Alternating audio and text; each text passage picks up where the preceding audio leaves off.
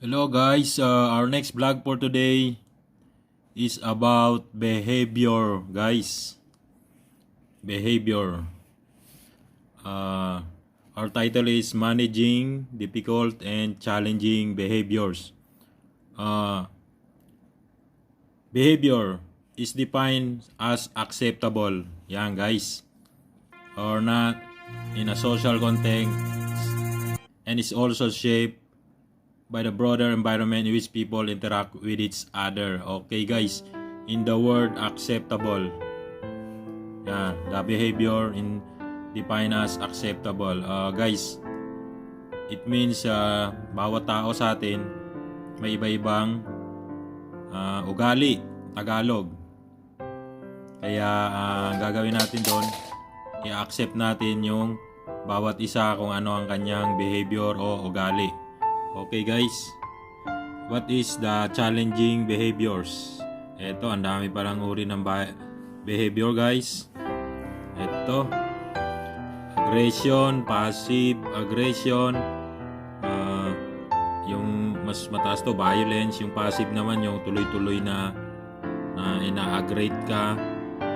Itong forceful, refusal to cooperate, intrusive behavior, harassment, alam niyo na to, bullying, racism, stalking, mental health, irrational behavior, confusion, disorientation, delusions, alcohol and drug abuse or intoxication, anything that cause offense or distress, threaten the emotional well-being of others, does not comply with organizational policy, yung mga batas, manipulative, withdrawn, depressed, self-destructive, wandering, ito yung wandering guys.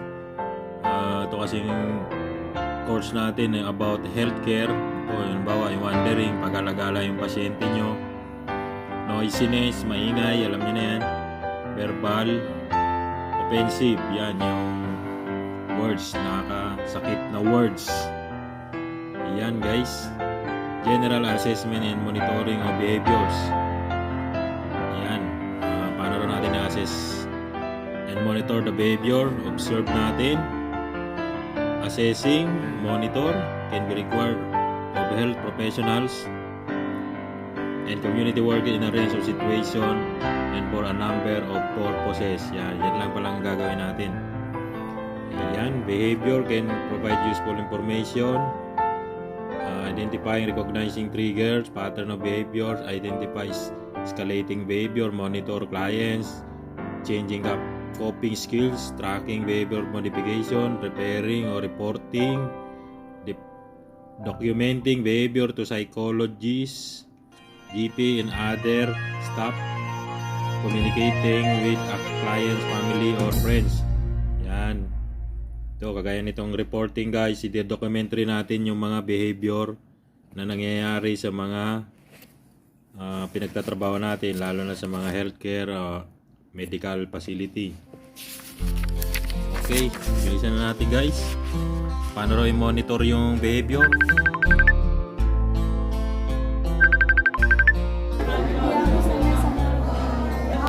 Ayan, hindi sa akin nakaharap. Guys, bali magagawin namin project namin role play ng mga behavior, tama? Bali pinay-group kami ni sir. Ano ba ngayong pa natin? Halimbawa kami aggressive, violent. One. Yun ang gagawin namin play. Halimbawa ako agresibo sa hospital. Ano yung maluluntok ako? Anong gagawin namin Yan. Ito guys, anong grupo nila? Sir, anong behavior kayo? Ha? Wandering. Wandering sila guys. Yung wandering raw, yung pag-alagalang pasyente. Paano nila yan? Anong behavior kayo? Passive aggression sila.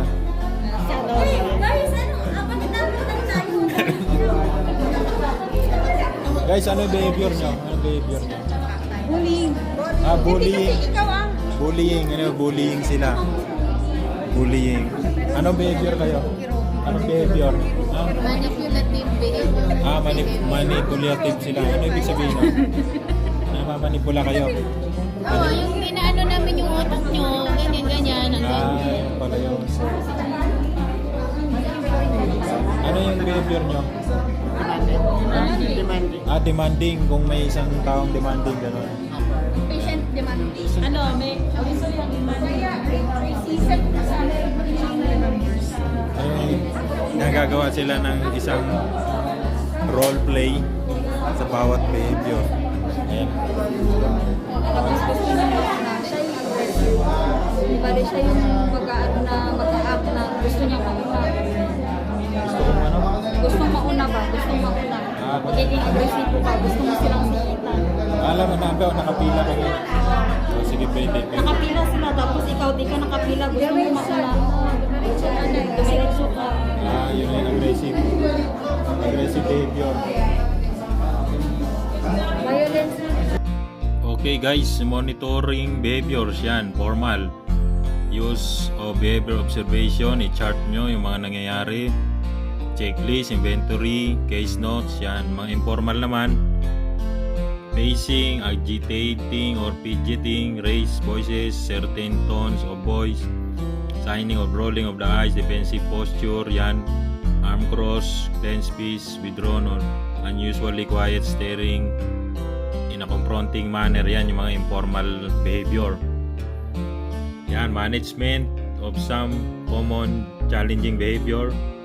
Aggressive behavior, yan, can cause physical or emotional harm to others. Yan. Yan guys, anong nagkukos nun? Yung aggressive, tinatamaan yung physical natin, yung mental, yung family structure, relationship with others.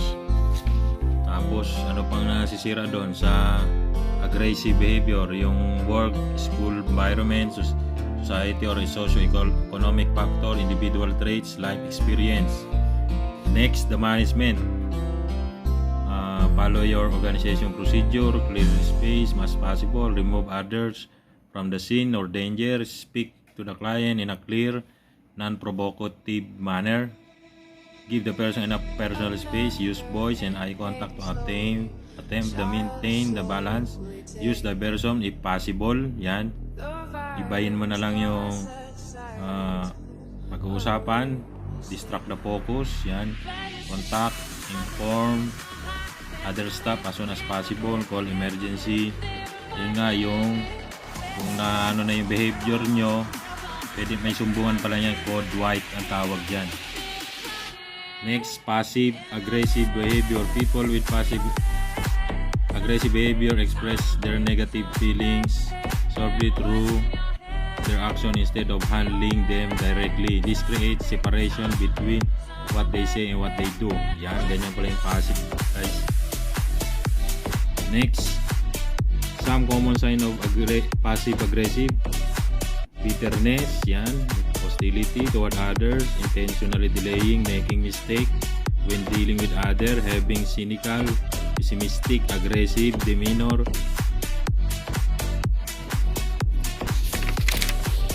Frequently complaining. Yan guys, passive aggressive behavior can be symptom of several mental disorder. Yan, delikado rin pala yan, yung mga ganyang ugali. Next sign of passive behavior: usually some disconnect between what a person with a passive says, what they do. There be open angers, family members, yan, friends, co-worker, lahat-lahat na kasi passive nga, tuloy-tuloy. Signs of type of behavior include frequently criticizing, disagree, procrastinating, forgetful, yan, performing tasks inefficiently, acting hostile, cynical, acting stubborn, tigas sa ulo, blaming others, complaining, displaying resentment over the demands of others. Yan nangyayari. Treatment for passive aggressive behavior: if an underlying health condition is causing your passive aggressive behavior, then the condition will be treated first. Yan, treatment or yan, paano para magamot ang mga ganyang pag-uugali. Yan guys, next yung wandering. Ayan, if the people with dementia is a common behavior that can cause great risk for the person. Mostly yung mga ganitong ugali, yung wandering, may mga sakit silang Alzheimer's disease. Yan, kailangan tutukan yan yung nagbabantay na healthcare. Yan guys, next. Anong gagawin ng management? Yan, basahin nyo lang guys. Look for pattern. Yan, ganun pa rin. Next, the manipulative behavior. People are those who disguise their interest as your interest. Yan, nagmamanipula siya. Guys, may ugaling ganyan. Anong gagawin? Dealing with people with manipulative behavior, ignore everything. Yan, ignore everything they do and say. Hit their center of gravity. Yan. Trust your judgment. Yan. Kailangan focus ka sa pag-uusga mo kung tama bilang isang health worker. Next, try not to fit in. Keep reinventing yourself. The idea that consistency, yan, somehow virtues to success in a misconception. Yan, patuloy mo pa rin yung ginagawa mo maganda. Stop compromising. Yan guys, guilt is a useless emotion. Tapos next, never ask permission. Yan, it is easier to ask forgiveness than permission. Yan, mas maganda magpatawad ka lang kaysa mag-permit ka. Create greater sense of purpose. The reason manipulator continue to thrive in this way is because so many people don't know what they are working for. Kaya pala ganon, hindi nila alam ang ginagawa nila, trabaho nila. Take responsibility for yourself. Kailangan unahin mo sarili mo, responsibility. Yan guys, next, ano yung next na ugali? Demanding behavior. Bali mamaya guys, papakita ko sa inyo, meron kaming project na bawat ugali ginawa namin ng role play. Demanding people can be intrusive, persistent, and demand a lot of attention. Yan, ganyan yung mga demanding. Alam niyo naman yan yung mga demanding. Anong gagawin? Do. Ayan, possible, talk the individual. Yan guys, basahin nyo. Remain calm, set clearly, be clear, request that they treat, contain disruptive behavior. Don't, yung bawal. Argue, wag ka na makipag-argue kung demanding yung tao. Accommodate inappropriate request, ignore negative impact, adjust your schedule, feel obligated to take care of them, feel guilty about not doing more, allow the person to intimidate you. Okay, next guys, next na pag-uugali, bullying. Bullying is a repeated aggressive behavior. Yan, alam niyo naman yung mga nambubuling tao. Yan guys, ways to deal with bullies. Yan, yung mga ways paano natin i-deal yung mga nambubuling tao. Be confident, yan, tiwala ka lang. Stay connected. Set the limits. Act quickly and consistently. Yan guys. Number 6. Strike while on the iron is cold. Yan. Next guys, managing conflict. Know in advance that you want to communicate before you say. Rehearse, consider the words you will use. Yan, do not assume your client understand your meaning. Keep your message simple, speak clearly, make your eye contact, monitor the client's response, use appropriate language to suit the client, be specific, clear, precise, summarize your message periodically. Yan. Effective listening, yan, concentrate fully. People generally speak at 150 to 160 words a minute, but we are capable of listening up to 600 words a minute lang. To receive a message effectively, we need to focus to the extra brain power available and concentrate hard. Yan, clear away, use active listening, check that you're picking up the message correctly, give feedback at the end of the message. Yan. Ganyan ang effective listening, pakikinig guys. Next, reducing conflict. Paano mababawasan ang conflict? Advising and evaluating. Yan, reassuring and supporting, questioning and probing. Yan. Alam nyo naman yan na questioning is an important skill for resolving conflict. Yan. Nakakatulong pala yung magtatanong para masolve yung conflict o away nyo. And next, making an incident report.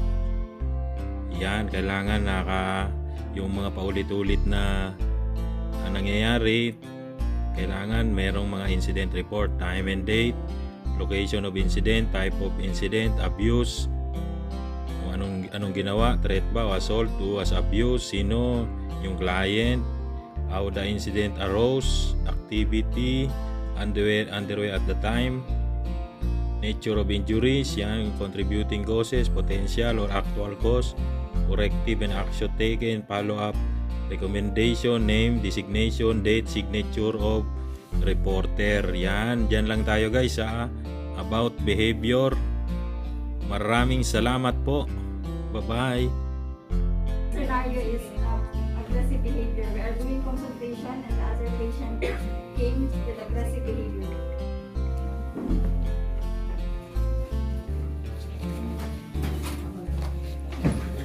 Who's that? I'm the one appointed like it right now. Who's this? It's not beautiful. I'm the one supposed, but you know, I'm in a severe condition. My wife is taking a bath right now. I need the time to go. Who is this? Your hospital is not good. Why? According to the system, Ma'am Anna is the first and you are the walk-in patient. Take a seat for a while, we will manage the patient first, then we will do the next one. Okay, thank you. Okay, just sit down, sir. Calm down lang yung patient. Ikaw, Just sit patient. down, sir. Ikaw yung patient. Then we'll keep it relax. Just relax, sir. Just relax. Saglit lang. Hawakan mo. Just relax. There's no... Calm down lang yung Now, I will take the blood pressure for you. Okay, good. Thank you. That's it. To finish it. Okay, summarize. Aggressive behavior is a pattern of indirectly expressing negative feelings instead of openly addressing them.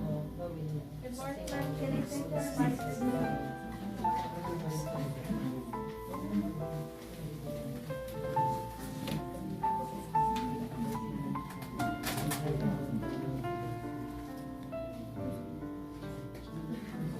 Huwag na kayo tutong mag-tubig.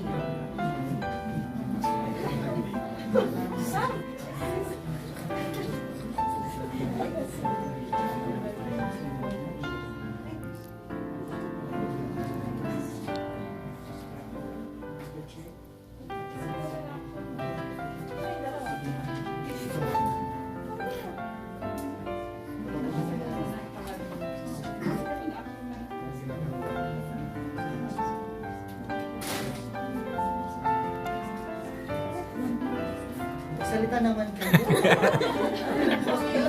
Nakamute. Siguro. Ang patient. Ang patient 2 ay dalawang patient 2.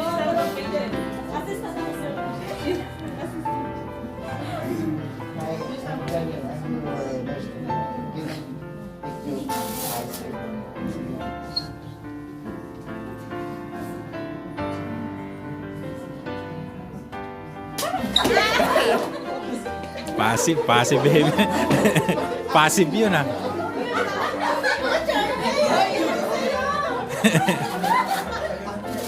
Totoo.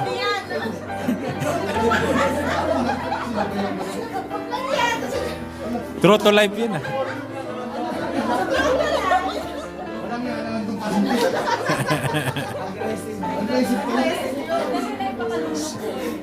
Okay na yun, sir. Yan ha. Take you in Guys, yan yung passive behavior. Paano mo mapakalma yung ugali ng patient. The end of the scenario is how to deal the passive aggressive behavior is pay attention, cannot passive behavior. Stay present, be open and inclusive to communication, recognize your own passive aggression. Okay. Ito na po next scenario, wandering. Okay, ilang minutes? Wandering meaning yung pasyente, pag-alagala. So wandering, mostly it is common for patients who has Alzheimer's or dementia. So this can be due to forgetfulness and also to a frequent need for stimulation. So how to manage patients who are constantly wandering? So first is look for a pattern to the wandering and the sort of wandering it is. Then look for a reason for the wandering, and by thinking about the pattern and reason for wandering, it might be possible to plan other activities in advance. So first things first, what you need to do is to do some research about the patient and also check for clues on why the patient wandered around. So as for bullet number 3, plan other activities in advance. So an example could be an exercise such as walking may help if the person is bored or if there is too much going on around them. So that's one example of an activity that you can do with the patient. Or you can distract the person to another activity. So distract the person. Oras na kami ng mga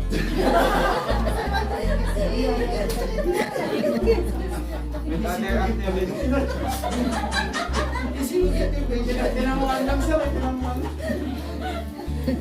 So also after doing walking with the person for a while, healthcare personnel should suggest a rest.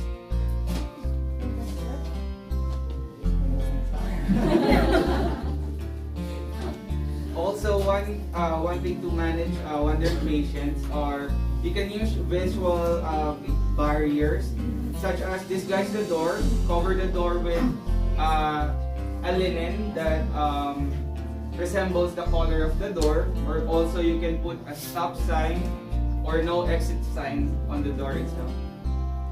The next is to ensure the environment is not too hot or too cold. So that's one thing that can cause needs that may be making the person restless.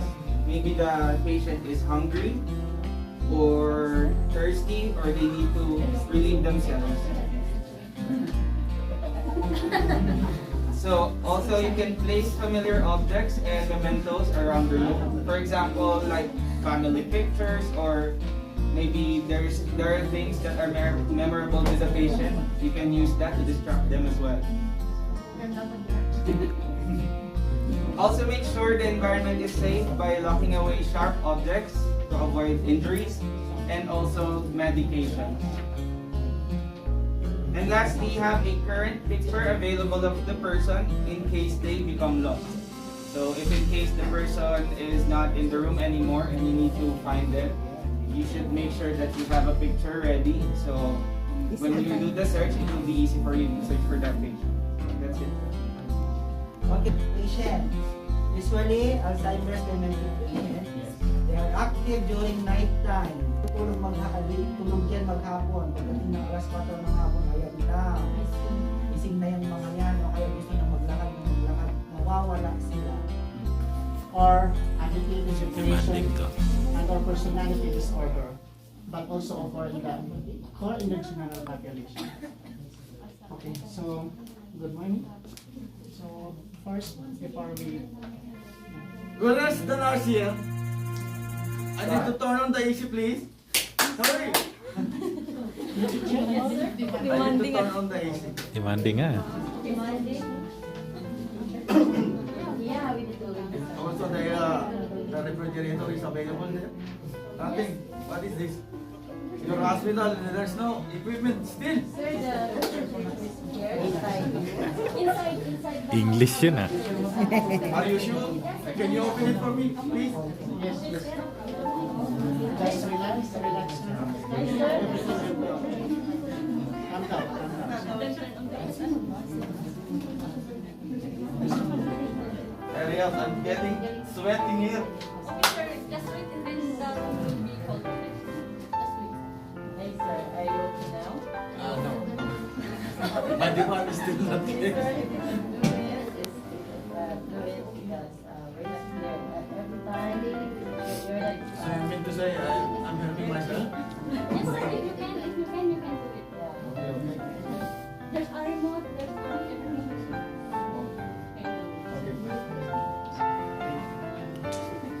So demanding, this is a very challenging task as a caregiver in the hospital, commonly in the hospital. So there is as a caregiver, we need to observe our do's and don'ts. So for the do's, impossible to the individual in safe and comfortable place. So hindi po tayo pwedeng So manipulative people are those who disguise their interest as your interest. These people will do their best to manipulate you in believing that their opinions are objective facts. They'll tell you that the entire office thinks you're arrogant, lazy, or incompetent.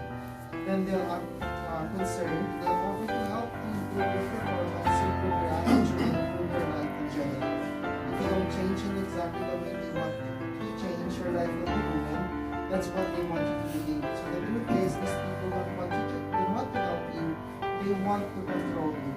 So our settings is in hospital setting. We have doctor, we have nurse, and we have patient. So let's just watch them guys in their Next patient is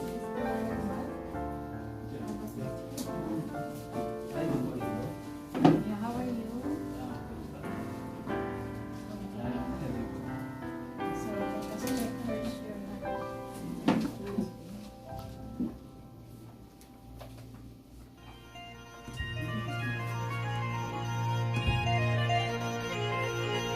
Are you okay, sir? So, sir, your heart rate is not seems like abnormal. So, I have to prescribe you health insurance. That's but I heard something abnormal in your heart.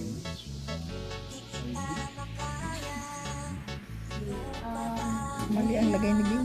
So, I will prescribe you Ano ba yan? a strong Mali yan. acid Ang dapat dito na. for your heart. So, it will help you. Because your Hindi pa kasi siya marunong. Nauna kami. getting to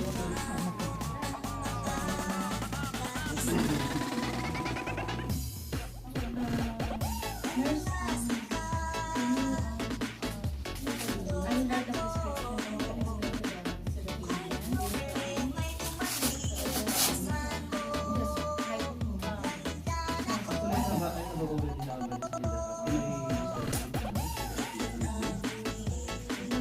I came here for my assessment.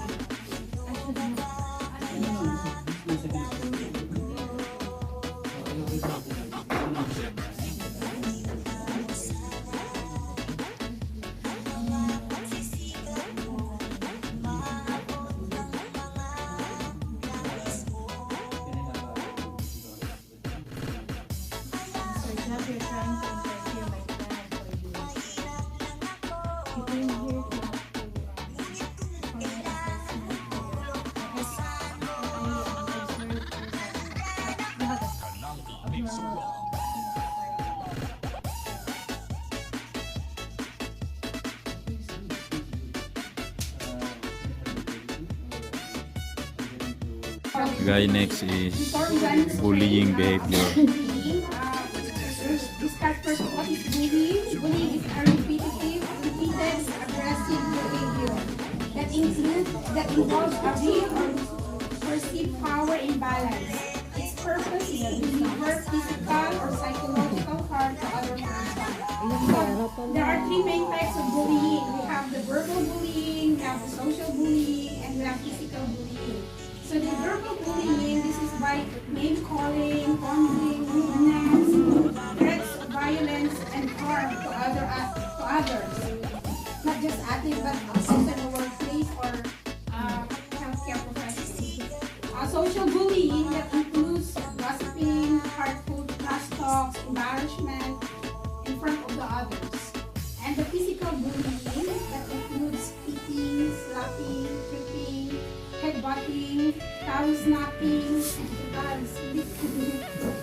splitting, stealing, and making rude hand gestures. So these are the big bullies. Three types of bullying. So now our group will be demonstrating about bullying. Our setting is in the hospital setting with the patient, nurse, and the doctor.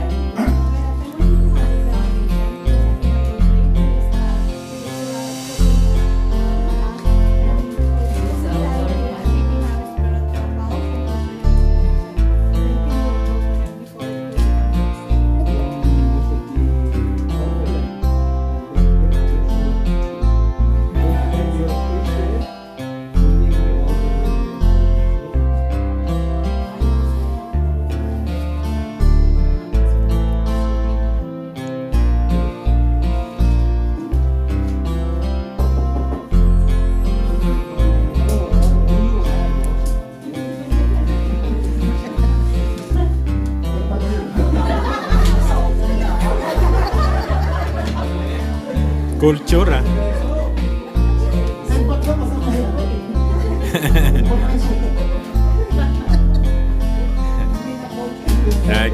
Thank you.